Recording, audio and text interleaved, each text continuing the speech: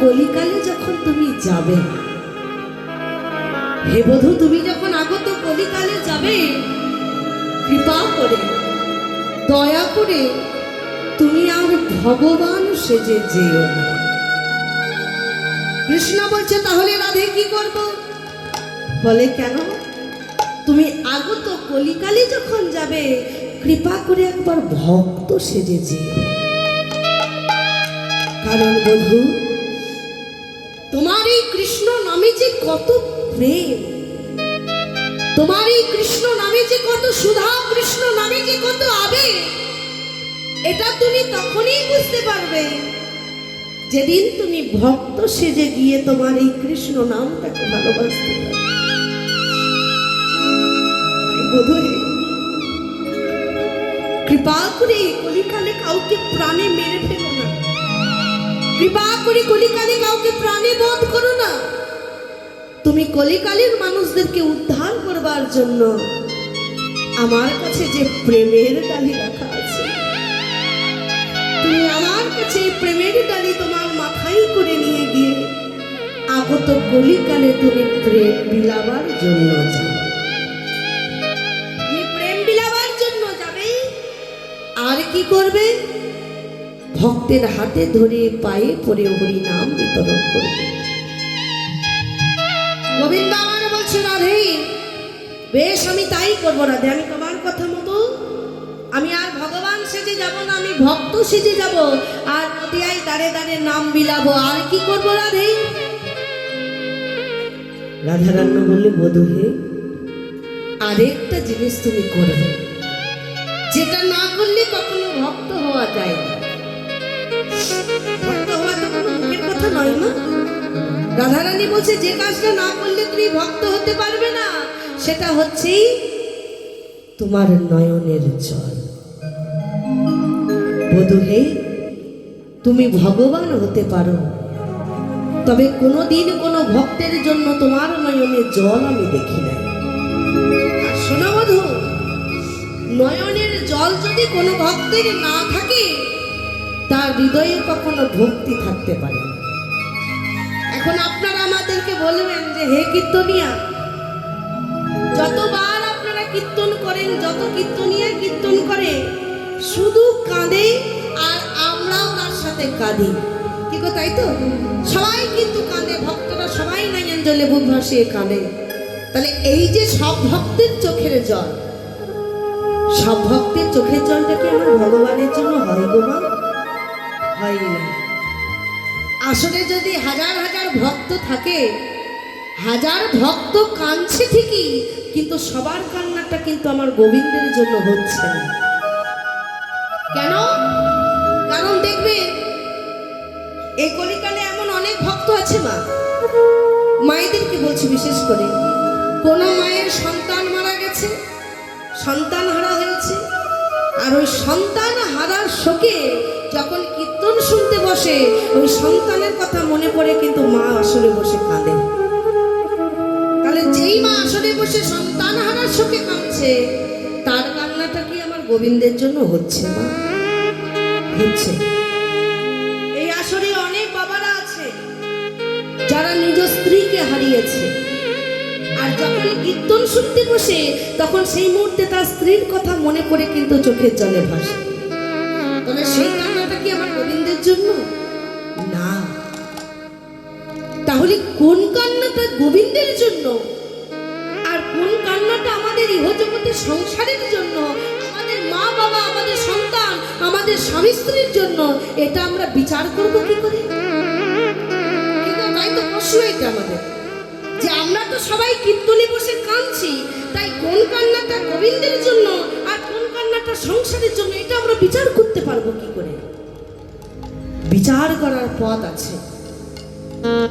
মহাজনরা বলছে, শোনো ভক্ত মণ্ডলী, তোমরা যখন কীর্তনে বসে নয়ন জলে বুক ভাসিয়ে কাঁদবে, আর লক্ষ্য করবে তোমার চোখের জল যদি চোখের কোনা দিয়ে বের হয়, আর সেই চোখের জলের স্বাদ যদি নোনতা হয়, তাহলে বুঝে নিও এই চোখের জলটা তোমার গোবিন্দের জন্য নয়।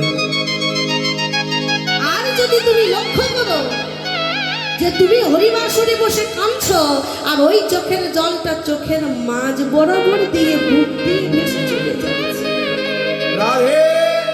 আর সেই চোখের জলের স্বাদটা একটু দেখে নিও।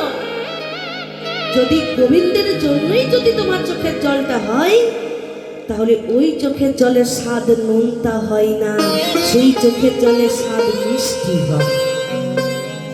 কারণ গোবিন্দ নামে কাঁদলে সেই চোখের জলের জলটা কখনো নোনতা হতে পারে না। তাই সকল ভক্তমণ্ডলী কীর্তনে বসে কেঁদে বিচার করে দেখবেন। আর আমরা অনেক মূর্খ জীব আছি যারা মনে করি যে যাদের দুঃখ কষ্ট জ্বালা যন্ত্রণা সংসারে তারাই একমাত্র কীর্তন শুনে শুনে কাঁদে। কি বাবা, তাই না? না না না, ভুল কথা। ভক্তরা হরিবাসরে বসে কাঁদে কেন? কারণ জাগতিক জগতে যারা গোবিন্দ ভালোবাসে না, যারা ভগবানকে সেবা দেয় না, তারা যখন সংসারে আনন্দ পায়, সুখ পায়, তখন দেখবেন তারা উল্লাস করে, লাফাঝাপা করে, গান গান করে। কিন্তু পরমার্থিক জগতে যারা গোবিন্দ ভালোবাসে, যারা হরি নামকে ভালোবাসে, ওই হরি নামে ভক্ত যখন আনন্দ পায়, সুখ পায়, তখন ওই আনন্দটাই ভক্তের নয়নের জল হয়ে বেরিয়ে। কীর্তন শুনতে শুনতে ভক্তরা কাঁদছে কেন? কারণ সেই ভক্ত হরি নামে আনন্দ পাচ্ছে, প্রেম পাচ্ছে। আর আনন্দটা বুকে পেয়ে ওই আনন্দটাই নয়নের জল হয়ে বেরিয়ে আসছে। তাই রাধারানী বলল, বধূ হে, তুমি যদি নিজেই যদি কাঁদতে না পারো, তাহলে অপরকে কাঁদাবে কি করে? হে বধূ, কৃপা করে তুমি আমার কথা মতো আগত কলিকালে তুমি নিজে ভক্ত সেজে দাঁড়াও, আর আমার প্রেমের গানে তুমি মাথায় করে নিয়ে গিয়ে আমার প্রেমের ডালে তুমি নদিয়ায় দিয়ে গিয়ে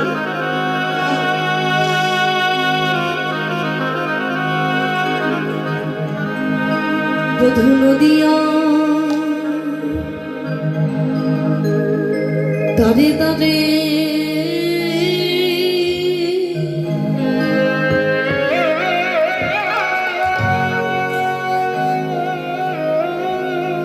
দাঁড়ে দাঁড়ে নামবিলা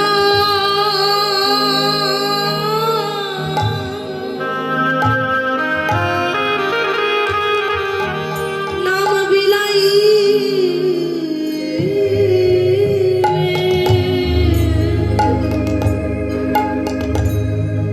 জীবের দাঁড়ে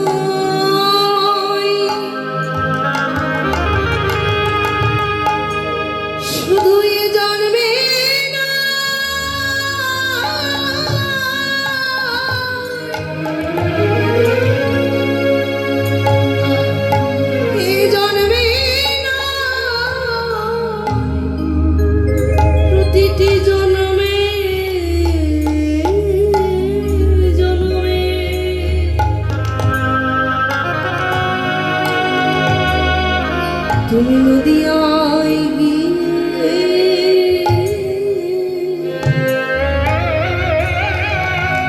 যেদিন গৌর হবে শুধু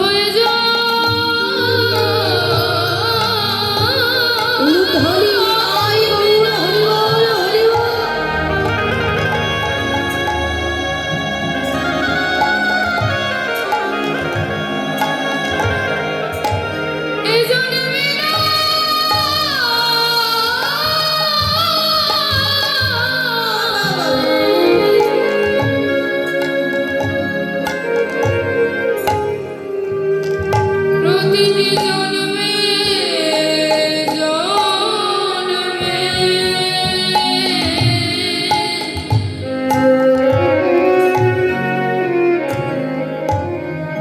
বধূ গো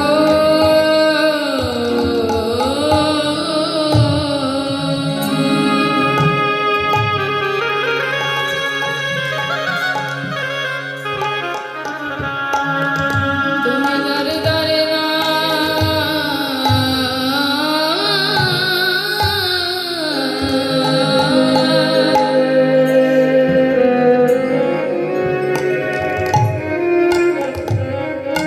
নাম বিলা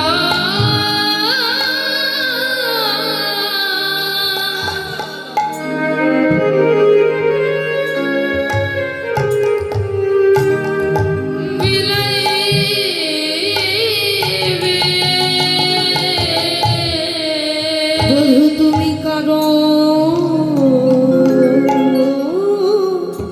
কারো বাঁধা। বধূ তুমি মানবে না গো। গো তারে তারে না পিলাইবে। ও গো করো বাধা, মানব না গো। জীবের দ্বারে দ্বারে নামে বিলাব। ও গো করো আমি কানো বাধা, মানব না গো। দারে ধনী ধনী নাম বিলাইব ও গো করো বাধা, মানব না গো। জীবের দ্বারে দ্বারে নামে বিলাব। ও গো এই জন্মে নয়, জন্মে জন্মে আর তারে তারে নাম বিলাব। ও করো বাধা, মানব না গো। হরি হরি বলে উদ্ধারিবে। জীবের দ্বারে দ্বারে নাম বিলাব।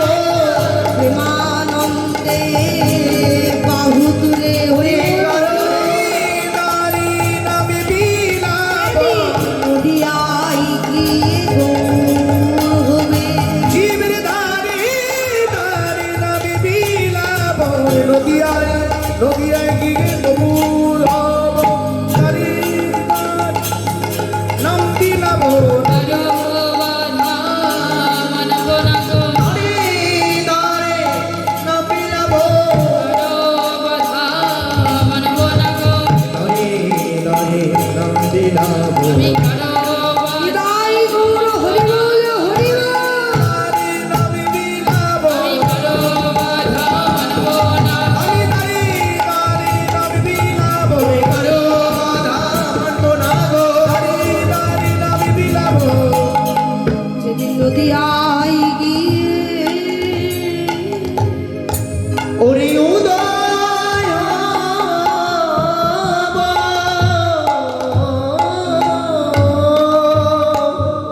তাহলে রাধা রানী কৃষ্ণকে বলেছে, হে বধূ, আগত কলিকালে তুমি আর ভগবান নয়, আগত